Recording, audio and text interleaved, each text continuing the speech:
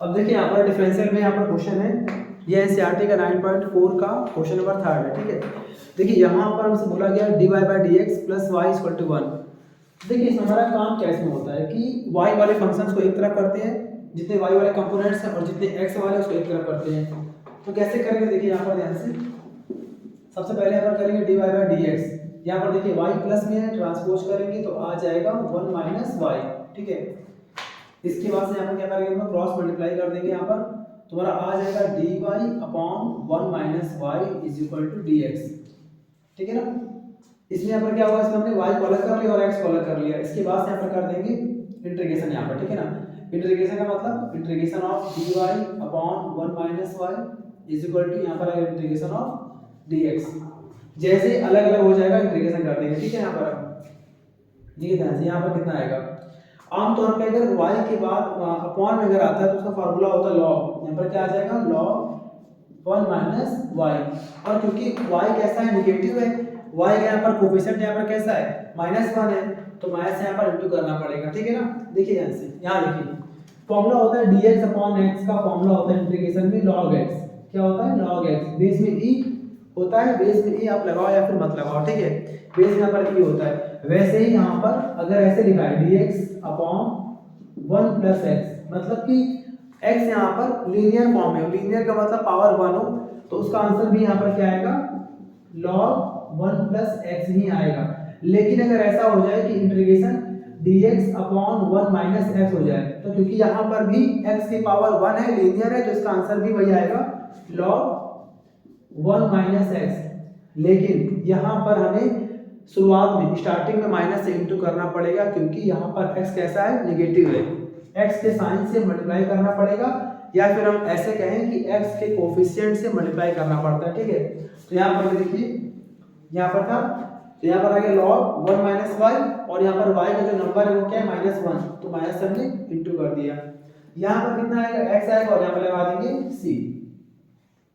ठीक, अब देखिए ध्यान से यहाँ पर, क्योंकि इसका होता है x और यहाँ पर लगाते हैं c फॉर कांस्टेंट। लेकिन अगर हमारे क्वेश्चन में किसी भी एक साइड अगर आंसर लॉग में आता है, तो हम ट्राई करते हैं कि ऐसा करते हैं कि यहाँ पर भी हमारा आंसर लॉग में आ जाए, कांस्टेंट। तो ये तो लॉग में आना पॉसिबल नहीं है, क्योंकि ये तो फार्मूला होता है, बट कांस्टेंट को आप चाहें तो लॉग में भी लिख सकते हैं। तो यहाँ पर क्या लिख दिया, log c लिख दिया। ठीक है, यहाँ पर आगे देखिए ध्यान से, यहाँ पर मैं यहाँ कर दे रहा हूँ।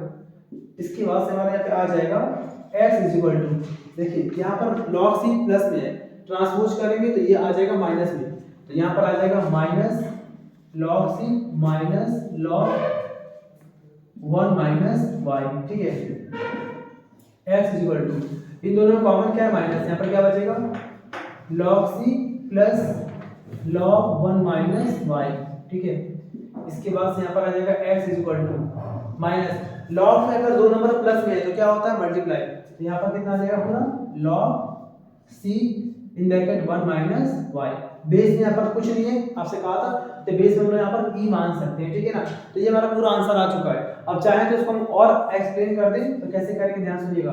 x is equal to, log में अगर माइनस लगाए ना, तो जैसे माइनस से हटेगा तो ये log का नंबर अपॉन में आ जाता है, मतलब कहने का ऐसे यहाँ पर आ जाएगा log 1 upon c 1 minus Y, base में ही। ठीक है ना, ये किसी की प्रॉपर्टी होती है। प्रॉपर्टी क्या होती है, अगर लिखा है माइनस log m, तो इसको हम कह सकते हैं log 1 अपॉन m, ये प्रॉपर्टी होती है। जैसे ही आपने इस माइनस को हटाया तो नंबर क्या होगा, उल्टा हो जाता है। ठीक है, तो चाहे तो यहाँ तक कर सकते हैं कि आपका आंसर पे आ चुका फिलहाल, लेकिन अगर उसको और एक्सप्लेन करना चाहे तो आपको दिखा दे रहे हैं ऐसे पूरा। अच्छा, अब ये लॉग फॉर्म में है, अगर इसको हम करते हैं in the exponential form. Exponential form क्या होता है, लॉग को हम लोग हटा देते हैं, उसे बोलते हैं, बिना लॉग के लिखते हैं, उसको बोलते हैं एक्सपोनेंशियल फॉर्म। जब इसको बोलते हैं लॉगरिथम फॉर्म, लॉग फॉर्म, और यहाँ पर क्या लिखा है, एक्सपोनेंशियल फॉर्म। कैसे करेंगे, लॉग यहाँ पर हट जाएगा तो यहाँ पर आ जाएगा e पावर x, मतलब जैसे लॉग हटेगा, ध्यान सुनिएगा, ये पूरा जो पार्ट है और ये पूरा पार्ट है, ये दोनों ही पार्ट इंटरचेंज हो जाते हैं। मतलब कहने का कि जैसे यहाँ पर लॉग हटा तो x आ जाएगा इसके प्लेस पर, e की पावर x बन जाएगा, और ये पूरा वहां आ जाएगा x के प्लेस पर। यहाँ पर आ गया 1 अपॉन c 1 माइनस वाई। ये सारे आंसर यहाँ पर राइट है, सारे आंसर यहाँ पर राइट है। आप चाहे तो यहाँ पर छोड़ दीजिए क्वेश्चन, ये भी राइट है।